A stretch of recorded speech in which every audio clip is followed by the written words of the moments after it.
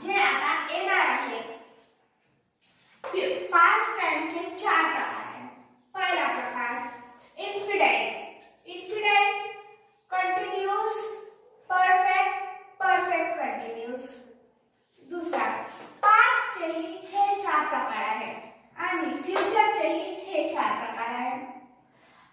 अगर आपल्याला पास्ट मध्ये काही यूज करायचा सेंटेन्स लिहायच्या वेळेस इन्फिनिट मध्ये पास्ट फ्युचर प्रेझेंट मध्ये काही लिहायचं सेंटेन्स तर आपण हे सगळे लावतो.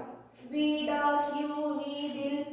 तर पास्ट मध्ये, फ्युचर मध्ये किंवा प्रेझेंट मध्ये लावायचं आहे इन्फिनिट मध्ये तर डू, डज लावतो. कंटिन्यूअस मध्ये लावायचं आहे तर इज एंड आर. परफेक्ट मध्ये लावायचं आहे हॅज, हॅव. आणि परफेक्ट कंटिन्यूअस मध्ये लावायचं आहे हॅज, हॅव प्लस बी. जर तुम्हाला पास्ट मध्ये लावायचं आहे तर इन्फिनिट मध्ये did, कंटिन्यूअस मध्ये was, were, परफेक्ट मध्ये had, परफेक्ट कंटिन्यूअस मध्ये had प्लस बी.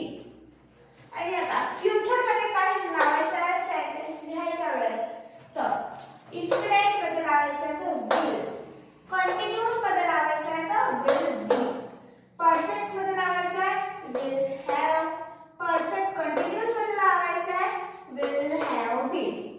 तर आता इन्फिनिट मध्ये हे जेवढेही लिहिले आहे ह्याला आपण एक नाव देतो V1 आणि कंटिन्यूअस मध्ये जर काही लिहायचं आहे आपण नाव देतो ह्याला V4. परफेक्ट मध्ये नाव देतो V3 आणि परफेक्ट कंटिन्यूअस मध्ये नाव देतो V4. तुम्हाला वाटत असेल V4 इथेही आहे इथेही आहे